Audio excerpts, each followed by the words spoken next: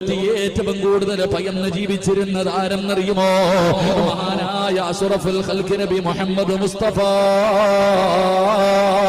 സല്ലല്ലാഹു അലൈഹി വസല്ലമ തങ്ങളായിരുന്നല്ലോ. നമ്മളൊക്കെ എന്ത് ഭയമാ സഹോദരാ, ഞാനും നിങ്ങളും എന്ത് പീഡനങ്ങളാ അനുഭവിക്കുന്നത്. അല്ലാഹുവിന്റെ പ്രവാചകൻ സല്ലല്ലാഹു അലൈഹി വസല്ലമ തങ്ങള് ആ 10 വർഷക്കാലം അല്ലാഹുവിന്റെ പ്രവാചകൻ സമാധാനത്തോടെ കിടന്നുറങ്ങിയിട്ടുണ്ടോ? എവിടെ നോക്കിയാൽ പീഡനങ്ങളാണ്, എവിടെ നോക്കിയാലും അക്രമങ്ങളാണ്.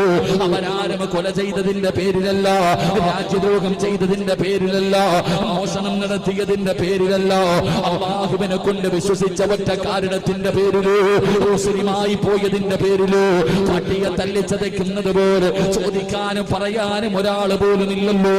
എവിടെ നോക്കിയാലും മുസ്ലിമീങ്ങളെ ഇട്ട് തല്ലിച്ചതയ്ക്കുന്ന രംഗം ഇങ്ങനെ കണ്ടുകൊണ്ട് നടക്കുകയാ. ഒരാൾക്കും പ്രതികരിക്കാൻ